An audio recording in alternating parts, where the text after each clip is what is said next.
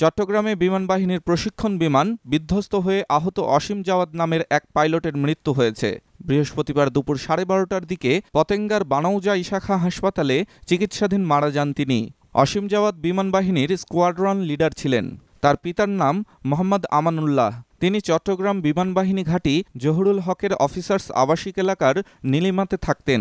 এর আগে সকাল 10:30টার দিকে প্রশিক্ষণ বিমানটি পতেঙ্গার নৌবাহিনীর বোট ক্লাবের উপর দিয়ে উড়ে যেতে দেখা যায়। এ সময় বিমানটির পেছনে আগুনের হলকা দেখা যায়।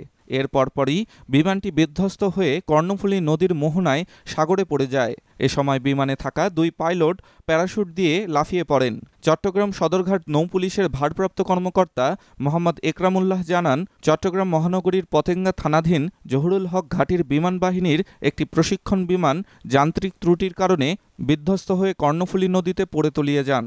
বিমানে 2 জন পাইলট ছিলেন। তারা হলেন উইং কমান্ডার সুহান, যিনি জহুরুল হক ঘাঁটির মেডিকেল স্কোয়াড্রনে চিকিৎসাধীন, আর স্কোয়াড্রন লিডার অসীম জাওয়াদ বিএনএস পতেঙ্গা হাসপাতালে চিকিৎসাধীন অবস্থায় দুপুর 12টায় মারা গেছেন। মরদেহের সুরতহাল প্রতিবেদন প্রস্তুতসহ আইনগত বিষয় প্রক্রিয়াধীন রয়েছে।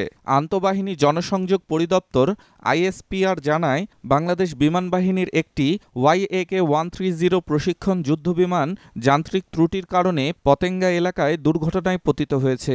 দুর্ঘটনার সময় প্রশিক্ষণ বিমানটির 2 জন পাইলট প্যারাশুটের সাহায্যে অবতরণ করেন। রাশিয়ার সমরাস্ত্র প্রস্তুতকারী প্রতিষ্ঠান ইরকুত কর্পোরেশনের তৈরি YAK-130 যুদ্ধবিমানটি সাবসনিক 2 সিটের উন্নত জেট প্রশিক্ষণ এবং হালকা যুদ্ধবিমান।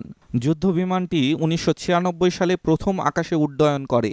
এরপর 2002 সালে এটি রুশ সামরিক পাইলটদের প্রশিক্ষণের জন্য প্রধান আকাশযান হিসেবে নির্বাচন করা হয়। 2015 সালে এই যান প্রথম বাংলাদেশে আসে। ডেস্ক রিপোর্ট, স্টার সংবাদ।